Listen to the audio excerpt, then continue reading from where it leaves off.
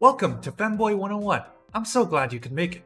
This is a new series I'm starting for those who want to be a femboy or crossdress but don't really know where to start, or even for those who have already started down the path of femininity but could use a few tips on becoming their best, cutest self. For those of you who are watching me for the first time, hello! My name is Amanogawa Kei. I'm a crossdressing VTuber from beyond the stars. I've been crossdressing and cosplaying for about 4 years now. And ever since I started streaming, I wanted to share my experiences and advice as a femboy, and I felt like this is the perfect way to do so.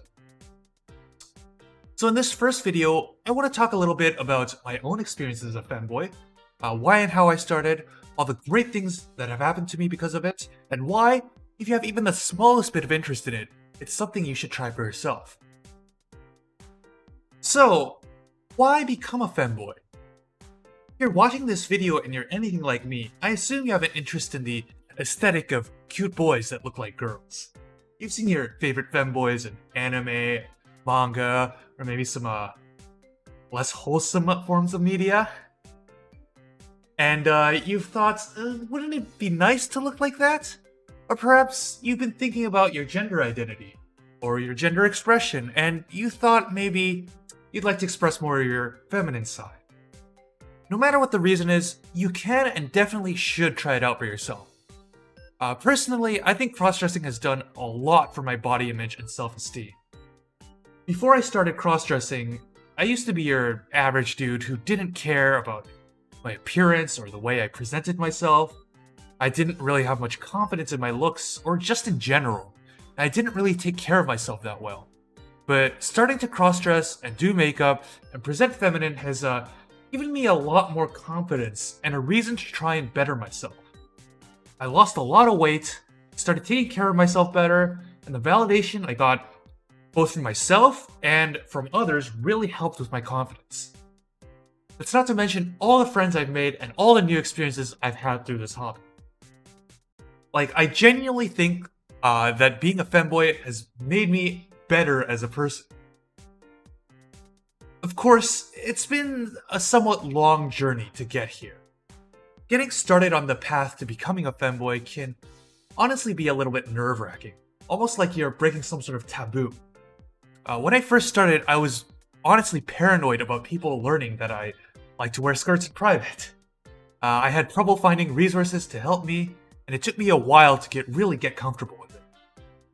Society has become more accepting of boys dressing femininely as of late, but a lot of other femboys I've talked to have had the same experiences.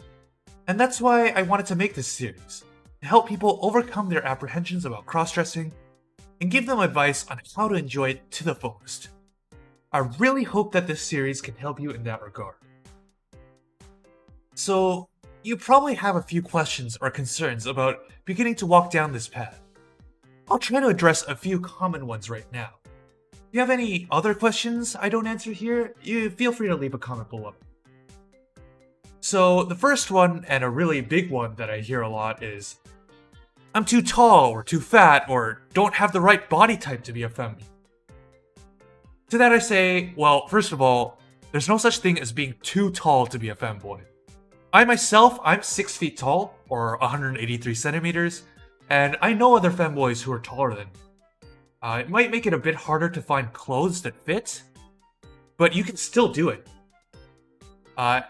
It's definitely true that there is a specific body type that a femboy is associated with, but in general, it's something you can work towards. Remember, nobody is born with a hulking bodybuilder physique. It's something you have to work for, and the same goes for the femboy physique. You can lose weight, you can learn makeup, you shave your body hair, and you can work towards that ideal body type that you want, and I'll try to help you out with this series. I believe in you. Another big one is, I'm worried my family or friends or roommates or coworkers will find out. And this is an understandable concern. While more people are accepting of feminine boys than in the past, there are still people who will react negatively if they find out that you're a femboy. This is something you'll have to consider for yourself, depending on your personal situation. Of course, cross-dressing is a hobby you can enjoy by yourself in private. and I'll give you some advice on how to keep it a secret in future videos. Do keep in mind though that people might not react as negatively as you think. For myself, I was really nervous about telling my friends, but they all reacted really positively. And of course, you know your own situation the best, so really try and use your own best judgment. One really other common concern that a lot of crossdressers tend to feel is that this doesn't feel right, or I feel ashamed to do this. And this is a pretty natural reaction. Years of societal pressure and expectations have conditioned us to conform to gender roles, and breaking them can feel wrong. There's also the idea that people who cross-dress are perverts, who do so for purely sexual reasons, which can also lead to that kind of reaction or shame. Of course, not that there's anything wrong with doing so for sexual reasons, but I encourage you to try and break through those stereotypes and social expectations. Connecting with other femboys and talking to people who are going through the same thing might help, but of course, it's always okay if you want to take a break from cross-dressing at any point.